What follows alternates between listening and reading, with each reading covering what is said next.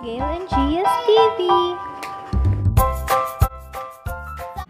Hi guys! Welcome back to our YouTube channel. So ngayon po, gagawa po tayo ng Mermaid Pearl. So, eto, may instruction. Stick, glitter, pearls, tsaka po yung shell. Isa lang po yung shell. Activator, clear glue, at food coloring. At may wag po tayo. So, ang una po nating ilalagay ay ang glue. So, lagay na po natin lahat ng glue daw po dito.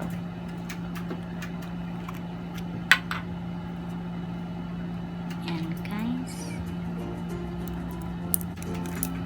Yan. So, yan na guys. Nalagay na po natin lahat. So, ang sunod po nating ilalagay, add the glitter and few drops of blue slime color mix well. So, lalagyan na daw po natin ng glitter. Ito po.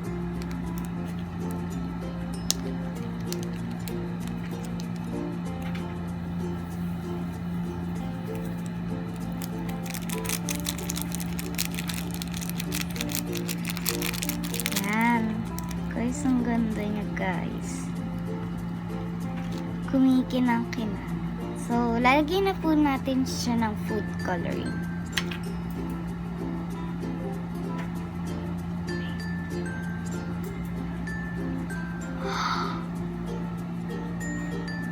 Ayan na, guys. Nalagyan na po natin siya ng food coloring tsaka po glitter. Yung glitter po, inubos na po natin siya. Yan, haluin na po natin siya. Guys, ang ganda niya po, guys.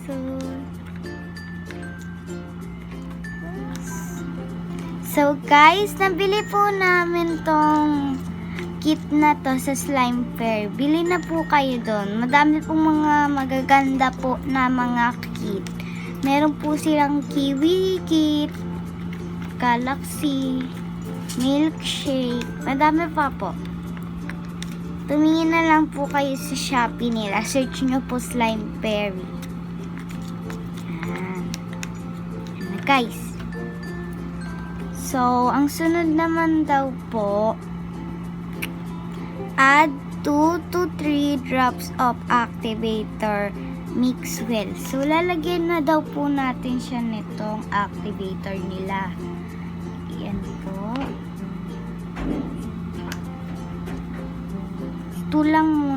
Tulang muna po. Ilang po yung linagay natin. Mix well na po natin siya. So guys, linagyan po natin siya ng lotion. Parang dark talaga siya. Yan.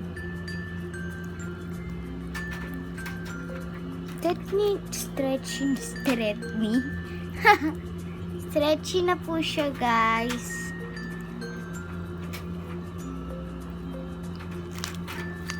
Kaso po medyo jelly siya.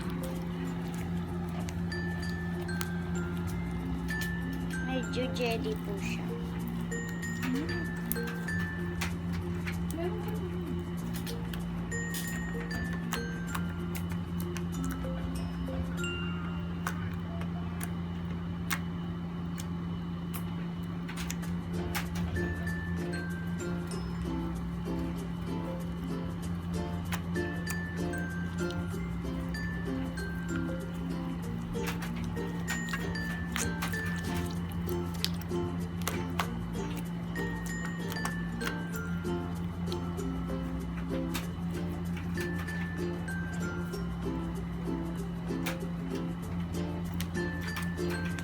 Lalagay na po natin siya sa bowl.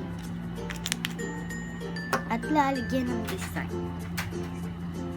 So guys, ito na po ang final look ng mermaid slime natin.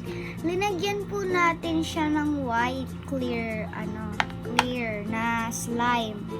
So lalagay na po natin yung mga pearls niya. Ayan.